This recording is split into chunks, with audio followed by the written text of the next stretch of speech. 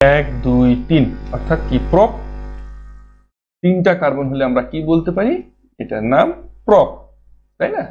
এবং 2 নম্বর পজিশনে আমাদের হাইড্রক্সি অর্থাৎ অ্যালকোহল গ্রুপ রয়েছে, তাহলে প্রপ 2 আমরা বলতে পারি অল, তাই না? অথবা এটাকে তোমরা বলতে পারো 2 প্রোপানল, এভাবেও বলতে পারো, অথবা প্রোপানল 2 এভাবেও বলতে পারো, প্রোপানল 2। আচ্ছা, আমার মনে হয় আর এই যে আমাদের নন মেজর যে প্রোডাক্টটা, এই নন মেজর প্রোডাক্টটা হচ্ছে আমাদের ম্যাগনেসিয়াম হাইড্রক্সি ক্লোরাইড। ওকে, ম্যাগনেসিয়াম হাইড্রক্সি ক্লোরাইড। আচ্ছা, তো সাধারণত এই অর্গানিক রিঅ্যাকশনগুলো তোমরা চেষ্টা করবে পারতপক্ষে যে বিক্রিয়কগুলোর নাম কি কি এবং প্রোডাক্টগুলোর নাম কি কি সেগুলো আইডেন্টিফাইটা, মানে অর্থাৎ তাদের যে নামটা বা পরিচিতিটা সেটাকে লিখে দেওয়াটা বেস্ট। একজন পরীক্ষকের কাছে তোমার এই ধরনের যে অ্যাক্টিভিটিস অর্থাৎ প্রোডাক্ট এবং রিঅ্যাক্টেন্ট যেগুলো রয়েছে সেগুলো যদি তুমি নিচে নাম লিখে দাও তাহলে সেটা খুব সুন্দর দেখায় এবং পরিপূর্ণ নম্বর পেতে তোমাকে সহায়তা করবে। তো যাই হোক, আমরা দ্বিতীয় যে বিক্রিয়াটা সেই বিক্রিয়াটাও দেখলাম। তো সেখানে আমরা পেলাম অ্যালকোহল, তবে সেই অ্যালকোহলটা আমরা পেলাম কি 2 ডিগ্রি অ্যালকোহল বা সেকেন্ডারি অ্যালকোহল, অর্থাৎ এক্স্যাক্টলি যদি আমরা বলতে চাই তাহলে আমরা সেখানে পেয়েছি প্রোপানল 2 বা প্রপ 2 অল বা 2 প্রোপানল। ওকে, তো এখন আমরা 3 নম্বর যে রিঅ্যাকশনটি সেটি দেখব।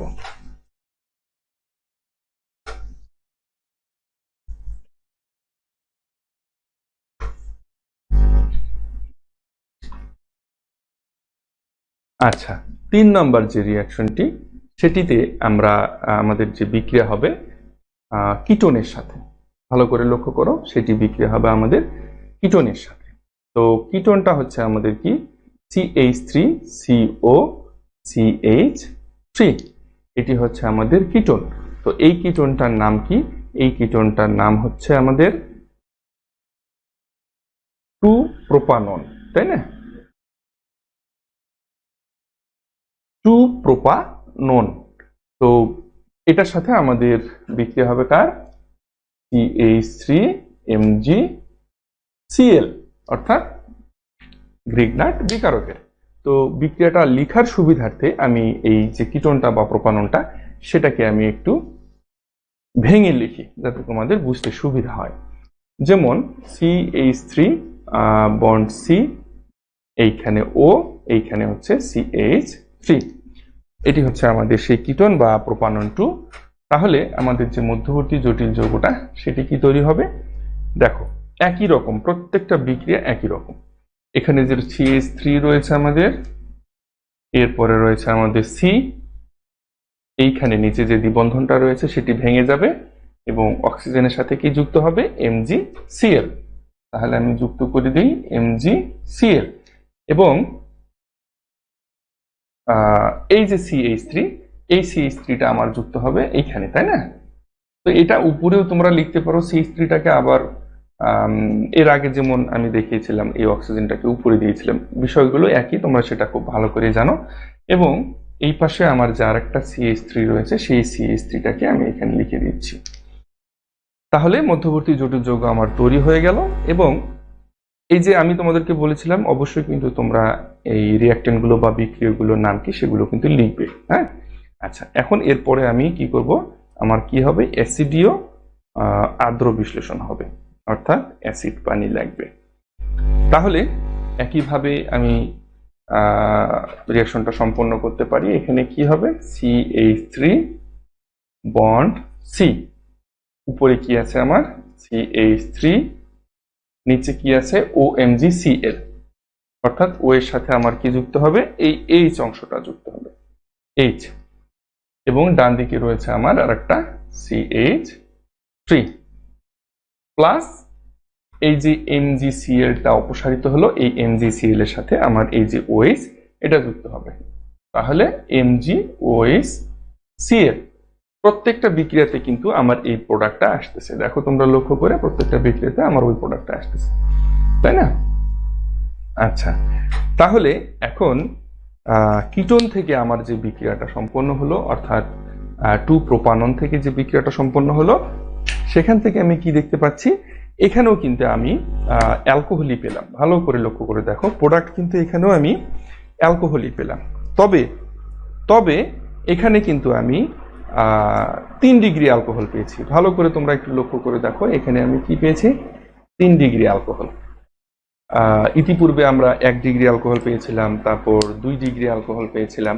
এখানে কিটোনের সাথে বিক্রিয়া হওয়ার ফলে আমার যে প্রোডাক্টটা আসছে, সেই প্রোডাক্টটা আমি কি পেলাম, 3 ডিগ্রি অ্যালকোহল। আচ্ছা, তাহলে এটার নাম কি হচ্ছে, ভালো করে তোমরা একটু লক্ষ্য করে দেখো, কি নাম হবে। এটি হচ্ছে আমাদের মূল শিকল, যেহেতু নামকরণগুলো আমি তোমাদেরকে আগে দেখিয়েছিলাম। এই নামকরণ থেকে আমরা বলতে পারি এই যৌগটা হচ্ছে আমার 3 ডিগ্রি অ্যালকোহল, অথবা এটাকে আমরা কি বলতে পারি, টারশিয়ারি অ্যালকোহল, তাই না, টারশিয়ারি অ্যালকোহল। আর এক্সাক্ট করে যদি বলতে চাই এই যৌগটার নাম কি, তাহলে আমি বলতে পারি এই যৌগটার নাম হচ্ছে আমার 2 মিথাইল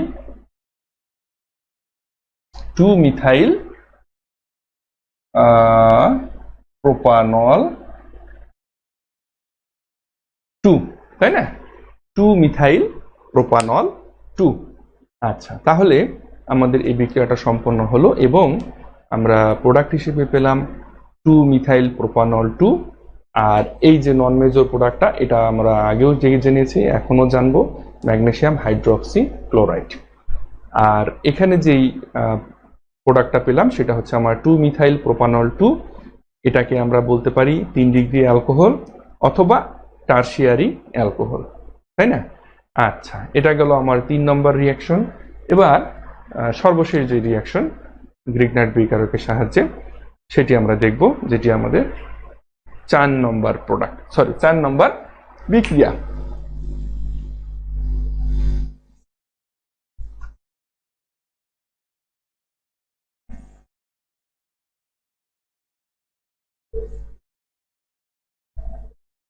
আচ্ছা, ভালোভাবে লক্ষ্য করো, এই যে 4 নম্বর যে বিক্রিয়াটা রয়েছে, এই 4 নম্বর বিক্রিয়াটাতে আমাদের গ্রিগনার্ড বিকারক বিক্রিয়া করবে কার সাথে, কার্বন ডাই অক্সাইডের সাথে, ঠিক আছে, কার্বন ডাই অক্সাইডের সাথে।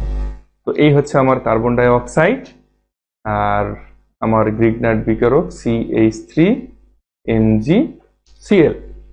তাহলে বিক্রিয়া করবে, বিক্রিয়া করে কি তৈরি করবে। আচ্ছা দেখো, এই যে কার্বন ডাই অক্সাইড, এই কার্বন ডাই অক্সাইডটাকে যদি আমি একটু ভেঙে লিখি, তাহলে কিভাবে লেখা যায়, তাহলে oxygen double bond C oxygen, তাই না, এভাবে আমরা লিখতে পারি। এটি হচ্ছে আমার কার্বন ডাই অক্সাইড। এখন এই বিক্রিয়াটা কিভাবে সম্পন্ন হবে, প্রত্যেকটা বিক্রিয়া কিন্তু একই রকম, লক্ষ্য করে দেখো। তো এখানে আমার যে অক্সিজেনটা প্রথমে রয়েছে, এই অক্সিজেনটা আমি ঠিকই থাকলো, আমার কি হবে, একটা অক্সিজেনের দ্বিবন্ধন ভাঙবে, তাই না।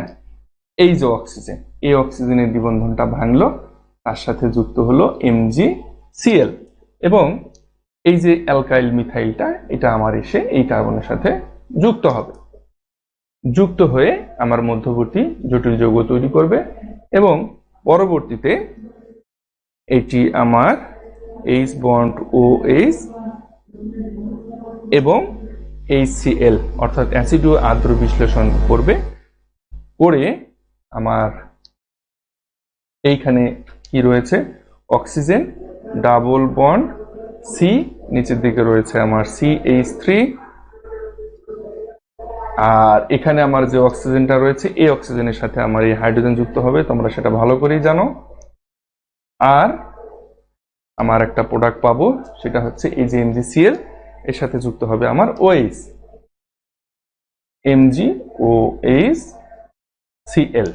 আচ্ছা, তাহলে আমাদের বিক্রিয়াটা সম্পন্ন হয়ে গেল। এখন এখানে যে প্রোডাক্টটা আমরা পেলাম, খুব ভালোভাবে তোমরা সকলে লক্ষ্য করো, এখানে যে প্রোডাক্টটা পেলাম, এখানে কিন্তু আমরা আর অ্যালকোহল পেলাম না, এখানে আমরা কি পেলাম নিশ্চয়ই তোমরা বুঝতে পারছো যে অ্যাকচুয়ালি যৌগটার নাম কি।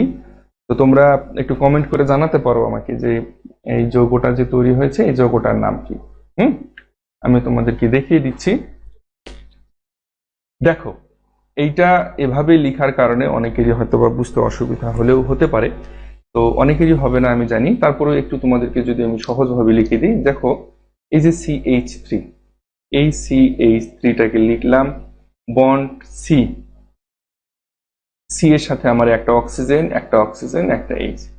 তাহলে এইটাকে যদি আমি এভাবে লিখি তাহলে মনে হয় তোমাদের বুঝতে আর কোনো অসুবিধা থাকার কথা নয় যে অ্যাকচুয়ালি এই প্রোডাক্টটা কি বা এই যৌগটা কি তৈরি হলো, তাই না? আমরা দেখতে পাচ্ছি যে এখানে আমাদের তৈরি হলো ইথানোয়িক অ্যাসিড।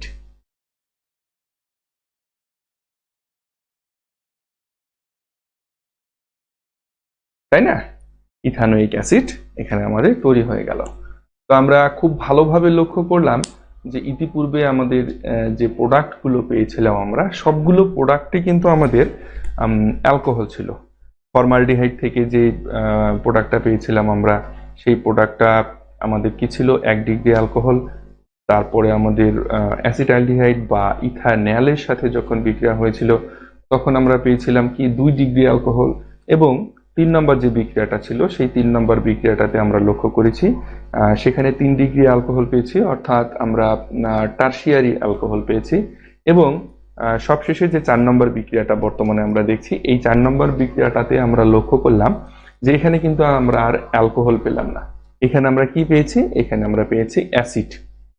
এবং এই অ্যাসিডটি আমরা দেখতে পাচ্ছি আমাদের ইথানোয়িক অ্যাসিড। তো আশা করি এই যে খুব খুব গুরুত্বপূর্ণ যে বিক্রিয়াগুলো আজকে তোমাদেরকে দেখানো হলো এই বিক্রিয়াগুলো তোমাদের কাছে অনেকটাই সহজ মনে হবে। এবং এই যে বিক্রিয়াগুলো প্রত্যেকটা বিক্রিয়া কিন্তু মেকানিজম বা ক্রিয়া কৌশল রয়েছে। তো আমি পরবর্তীতে আবার যখন এই বিষয়গুলো নিয়ে তোমাদের সাথে আলোচনা করব সেই সময় আমি তোমাদেরকে এই বিক্রিয়াগুলোর মেকানিজম দেখিয়ে দিব। ঠিক আছে? তো তোমরা এভাবে প্র্যাকটিস করতে থাকো। আজকে টপিক্সের ক্লাসটা এই পর্যন্তই। এবং আর আগামীতে আমরা নতুন কোনো টপিকস নিয়ে আলোচনা করব। এবং তোমরা সবসময় একটা জিনিস লক্ষ্য করবে, তোমাদেরকে আমি অল্প অল্প করে দেখাচ্ছি, কারণ তোমাদের বোঝার সুবিধার জন্য। একবারে অনেক কিছু দেখালে সেই জায়গা থেকে তোমাদের বুঝতে অসুবিধা হবে এবং সেক্ষেত্রে তোমাদের একটা ভয় বা ভীতি কাজ করবে মনের মধ্যে। আর এই যে রিয়াকশন যে মেকানিজম বা রিয়াকশন যে ক্রিয়া কৌশলগুলো যেটা বলা হচ্ছে এই ক্রিয়া কৌশলগুলো অবশ্যই আমি তোমাদেরকে দেখাবো পরবর্তীতে কোনো ক্লাসে। আমি এই যে রিয়াকশনের যে মেকানিজমগুলো সেই মেকানিজমগুলো নিয়ে আমি তোমাদের সাথে আবার আলোচনা করব। তো তোমাদের সবাইকে অনেক অনেক ধন্যবাদ। আজকের ক্লাস এই পর্যন্তই, আগামী ক্লাসে তোমাদের সাথে আবার দেখা হবে। আচ্ছা, আরেকটা কথা বলে নিই, সেটা হচ্ছে যে ইতিপূর্বে আমি যে তোমাদের রেগুলার ক্লাসগুলো নিচ্ছিলাম এখনো নেব, তো আমার কিছু ব্যক্তিগত ব্যস্ততার কারণে আমি এই ক্লাসগুলো রেগুলার নিতে পারছি না। তো আশা করছি যে আগামীতে আর এই সমস্যাটা আমার থাকবে না। তো তোমরা আবার রেগুলার হবে ক্লাসে এবং আমার এই ফেসবুক পেজ থেকে এই যে লাইভ ক্লাসগুলো নেওয়া হয় সেই লাইভ ক্লাসগুলো রেগুলার আমি নিতে পারবো এই আশায় প্রকাশ করছি। এবং এই লাইভ ক্লাসগুলোর মোটামুটি একটা টাইমে আমি ফিক্সড করে দিয়েছি, রাত্রি 8:30 থেকে এই ক্লাসটা শুরু হয়। তো তোমরা অবশ্যই রাত্রি 8:30 থেকে এই লাইভ ক্লাসে অংশগ্রহণ করবে। ধন্যবাদ সবাইকে, আজকে এ পর্যন্ত।